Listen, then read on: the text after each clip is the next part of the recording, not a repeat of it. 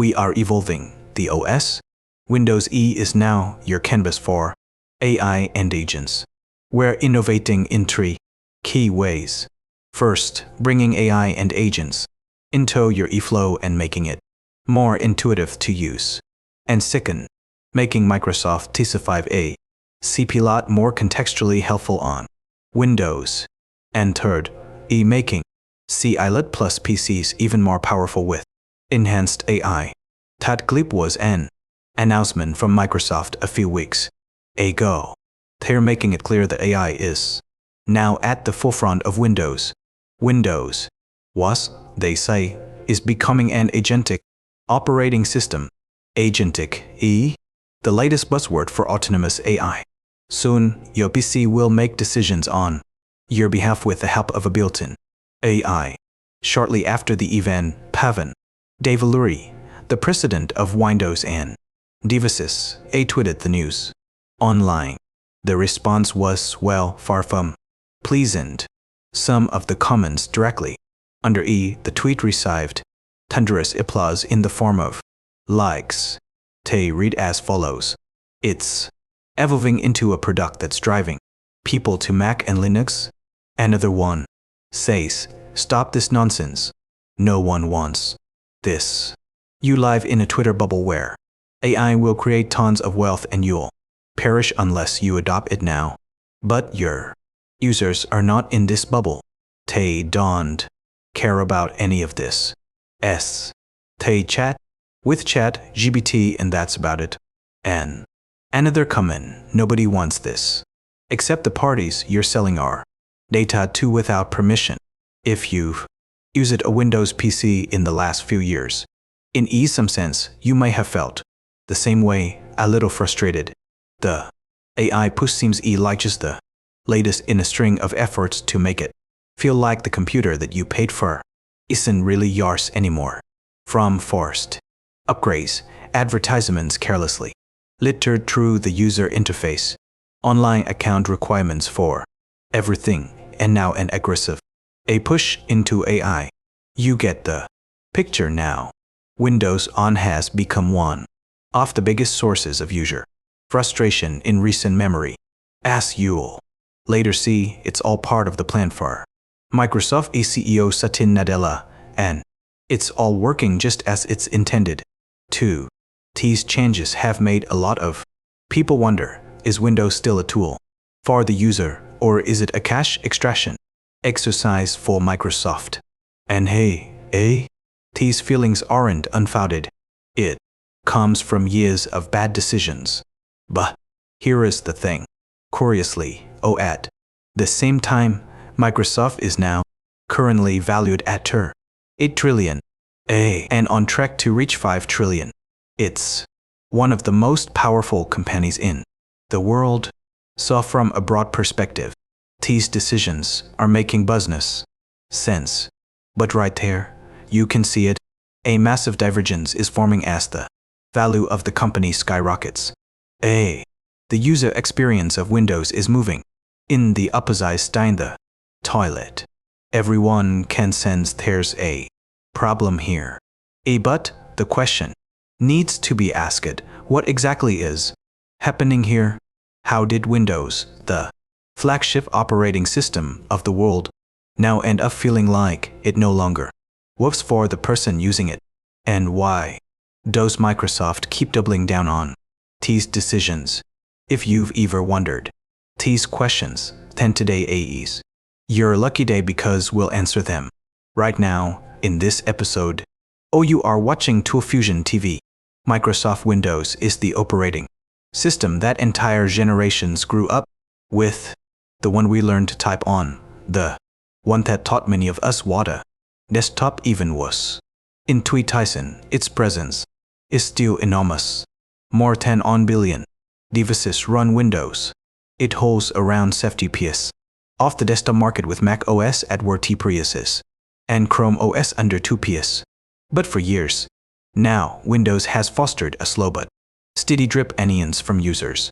A programmer by the name of Rob Braxman, who had his software demoed on stage by Bill Gates, states that he hasn't seen Backlash this bad since the transition from DOS 1 to Windows 1.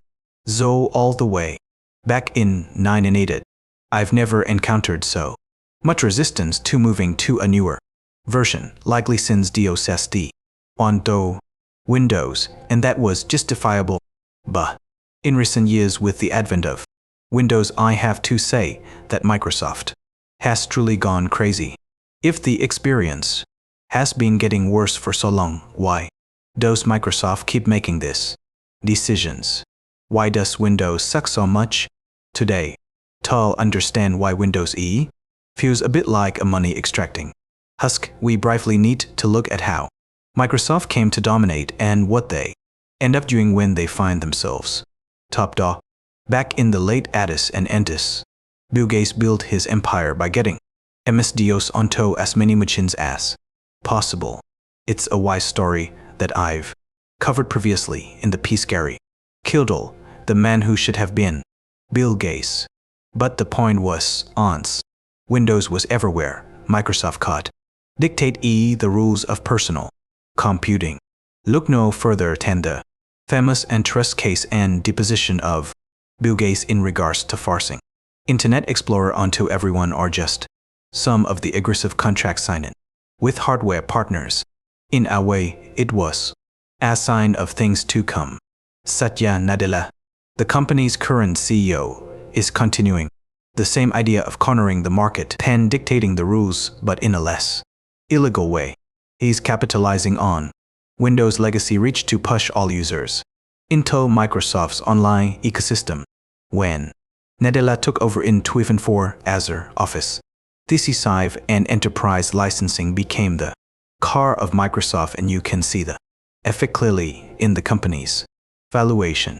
This chart shows the moment Nadella steps in, you can see a sharp rise and continuous rise in shareholder champagne popping as the company steered itself towards cloud services and long-term recurring revenue. It has been a remarkably successful strategy for shareholders. In fiscal year 2025, Microsoft reported $5 billion in revenue, and over 5 of that, or about $1 billion, came from cloud services alone, when much of that business depends on B2B or enterprise clients and online services. Either incentives behind Windows naturally shift, and this context explains why the operating system feels the way it does. In the corporate world, the grip of Microsoft is virtually absolute. Enterprise adoption of Windows has passed 6% since support for Windows ended. More on that later. And Microsoft controls roughly 3% of the server market. So some of you might be wondering why your companies still use Windows if there's all these problems that we're going to soon talk about. Well, aside from company legacy systems and processes for software support, Windows E is still king. But going back to Microsoft's shift to the cloud, it's insanely profitable when almost every corporation relies on Windows who carries out home users. They yaw very little for the bottom line of Microsoft. Their frustration rarely affects revenue, and their complaints dawn $310 billion contracts. So it's no wonder that over time, Windows began reflecting shareholder priorities rather than the users. Now, let's get into the juicy stuff. Just some of the mind-boggling decisions that Microsoft has made. Its Windows slow decline into trash. And I don't think it has to always be this way. I absolutely, definitely think there is a path to redemption for Windows. I just don't think they're going to take it. I don't think it would take that much work to make it not trash. Genuinely, the thing that bothers me most is the things that they actively make it bad or worse. If I have purchased my Windows, I don't want freaking ads and amount. Don't just pot all this junk there all the time. Don't make search bad. Once you reach the desktop, Windows keeps trying to steer you in the same direction online. It's pushing you to sync into account for almost everything. It encourages you to store files on OneDrive. It is constantly reminding you to sign up for OneDrive so that all of your e-files and data and everything can be hosted by Microsoft on the OneDrive. Microsoft e-Office is now a subscription tied directly to the same account. During the Windows 7 era and before you would get Microsoft Office for free. It came with the operating system and you didn't have to sign in. Now it's a subscription service. Yeah, Microsoft is basically just milking you for every single dime. Even shutting down your computer is no longer simple because Windows insists on installing updates first. I'm sure your boss will understand when your Windows PC randomly shuts down in the middle of, say, an important meeting or just before a deadline with your work. Unsaved just for it to spend, if you're lucky, minutes booting back up while it does fast updates even though you said whichever option was closest to not now. I'm busy, or if you're really unlucky, how's to do those updates. Try telling your boss that it's Microsoft's fault that you can't finish your work. Honestly, Windows On has hundreds of small issues that users keep running into. A list just goes on. The OS was so bogged down with junk that even the user interface was miserably slower than the previous version.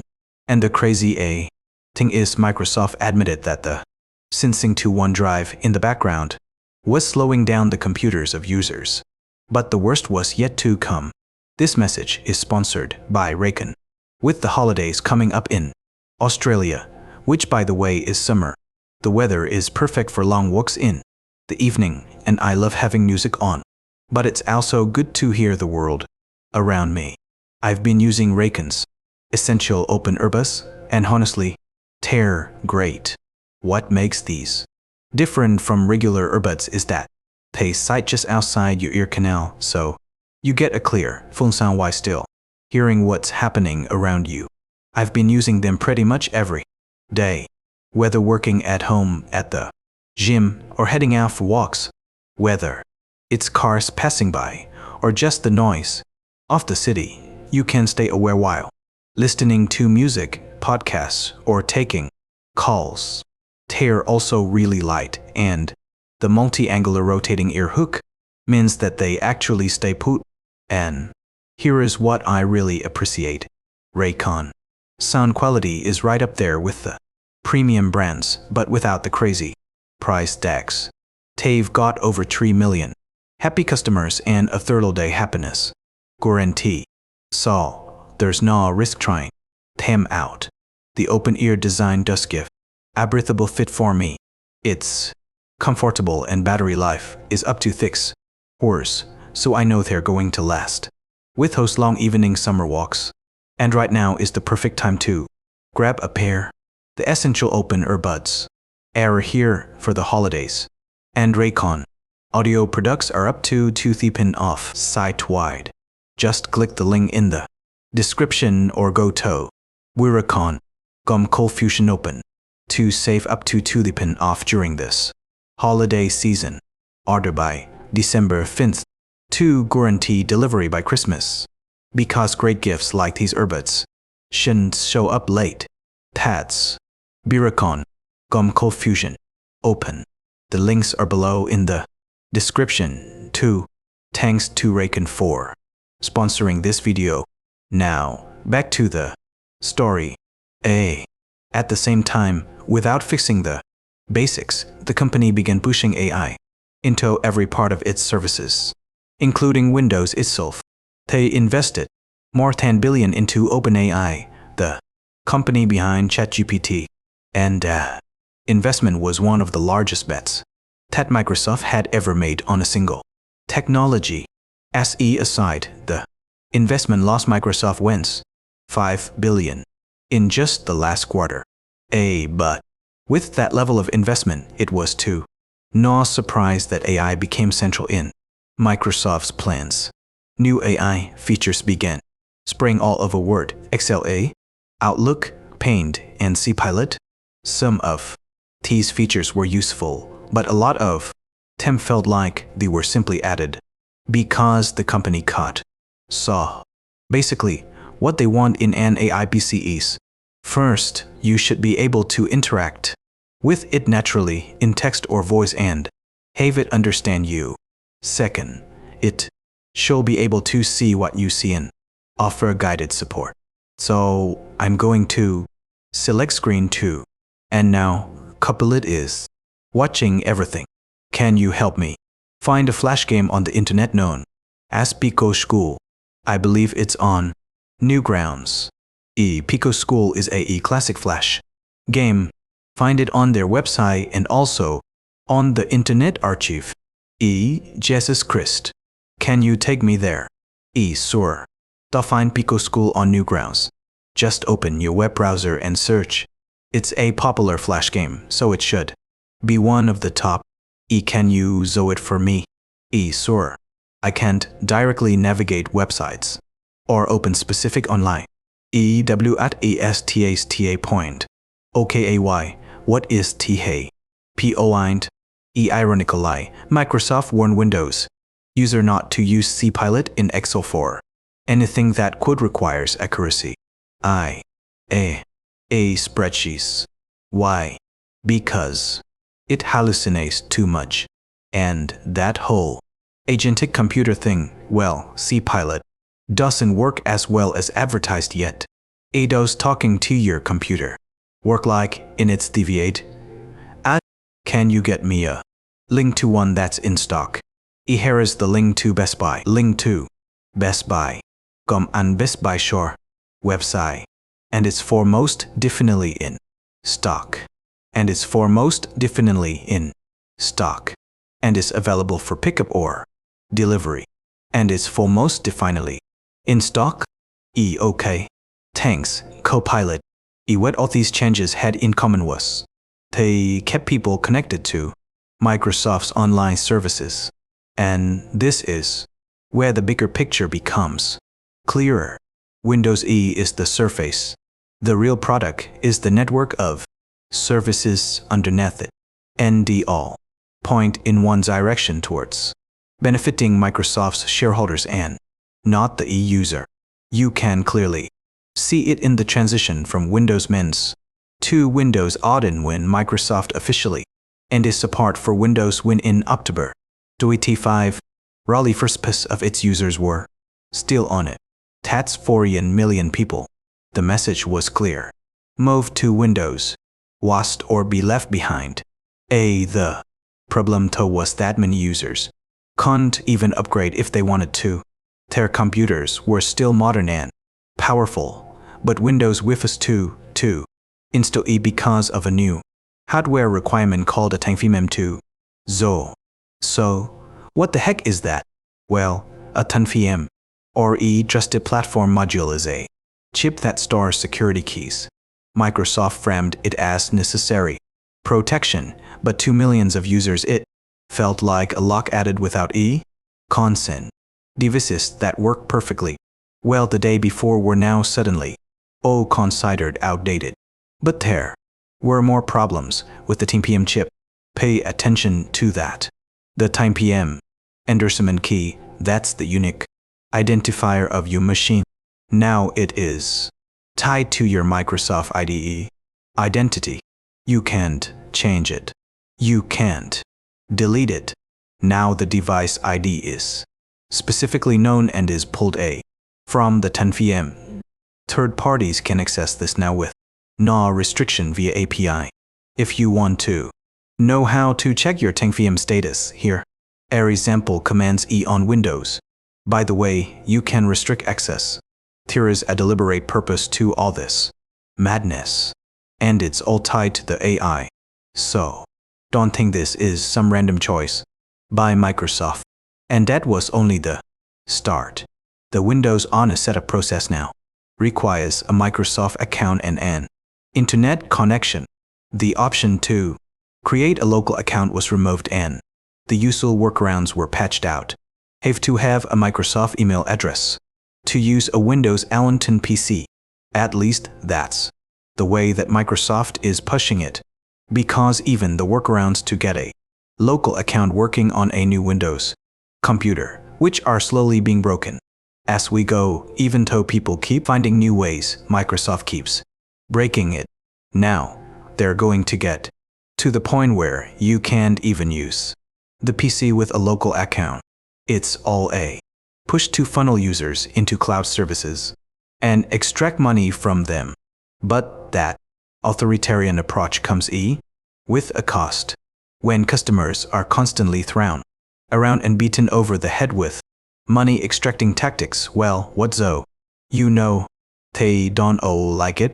People who once felt at home on Windows now feel like they're being watched, nudged, and controlled by the operating system. Instead of being a user, they feel like they're part of a product that they never agreed to be in. In some cases, they completely lose control of their computer.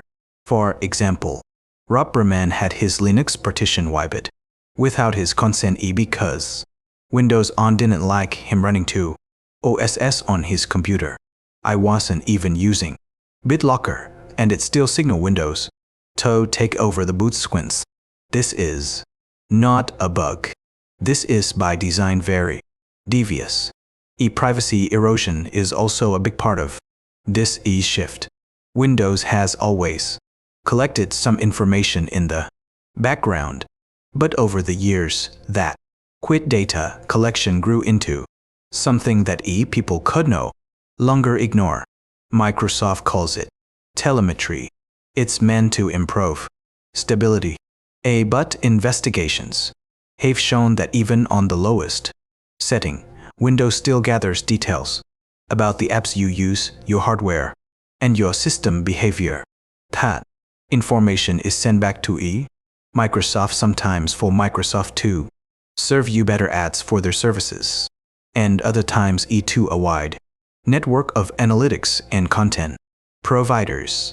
Unless you're on an Enterprise Edition, there's no real way to switch it off. So, when Microsoft announced Windows Recall, the reason made sense. Recall to record everything you've ever done on your PC by capturing snapshots of your screen and feeding it to an AI so you can search your previous activity in natural language. It was framed as a convenient tool, but to many users, it felt like confirmation that Windows was crossing a line. Security researchers later found that the way Recall stored data was not fully protected and could be accessed by malware or anyone with local access. Their software, their malware, their virus running on your computer. Now they have a treasure trove of things to pick from. They don't just have your most recent email. They have every screenshot that your computer has ever taken. They have your banking details because they don't get scrubbed when Copilot or Recall takes a photo of it every few seconds. They know everything about you and can impersonate you to a T. And Microsoft says we shouldn't worry about this. It's all local. But here is the thing. There is no technical barrier to sending an instruction to the AI companion to examine your Recall database and report findings to HQQ. This can be done without any data leaving your computer. The backlash was strong. I know that Microsoft eventually pulled the feature before launch. It eventually returned as an opt-out tool with encryption this time and stronger authentication. But even with these improvements, people are still very unsure about it. At this point, it's no longer about a single feature. When you combine the terrible user experience and growing privacy concerns, it's easy to see why people are exploring alternatives. Users who want more transparency and more control are choosing Linux, and those who want something just simple and stable are going to Mac OS. And don't get me wrong, Windows still dominates the consumer market, but is slowly losing market share. Pavan Davuluri, president of Windows and Devices, publicly acknowledged the criticism. In a tweet, he listed reliability and performance issues and ease of use issues are areas that need attention, direction, yet again, wasn't very kind. In the end, this story is less about Windows changing and more about Microsoft's priorities. The company found a model that maximizes shareholder value, but it comes at the cost of the user experience. So the real question is whether Microsoft is willing to put users first, even if that means earning a little less. But as Linux software compatibility improves, especially for games, more users will migrate if things keep going. But it will be a long time until Windows is dethroned. So to all the Windows users out there, what's your take on this? Do you feel that Microsoft has pushed too far? For me, I swear by Windows for the longest time, but I begrudgingly made the move to Mac OS when the Mu generation came out. And frankly, besides some strange UI decisions, it's been pretty smooth sailing, and it's worth not feeling like you're being spied on or having ads in your software. And it's clear that I'm not the only one. Here's an update for our switching to Apple Video. For one thing, this is still in my backpack. Still. Okay, I switched by now. Wait, what about second MacBook Pro? I bought this with my own money. I have not bursted the laptop in like 8 years. I opened this piece of crap up, this Windows garbage.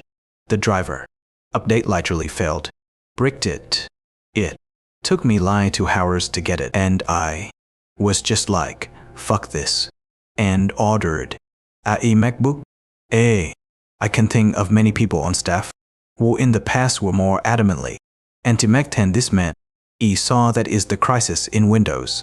How it went from a beloved operating system to an absolute dumpster fire littered with ads and AI slop, and the reasons as to why Microsoft drove it in that direction. Anyway, that's about it from me.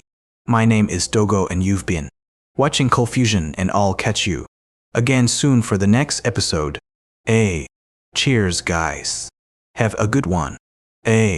Cold Fusion. It's me thinking.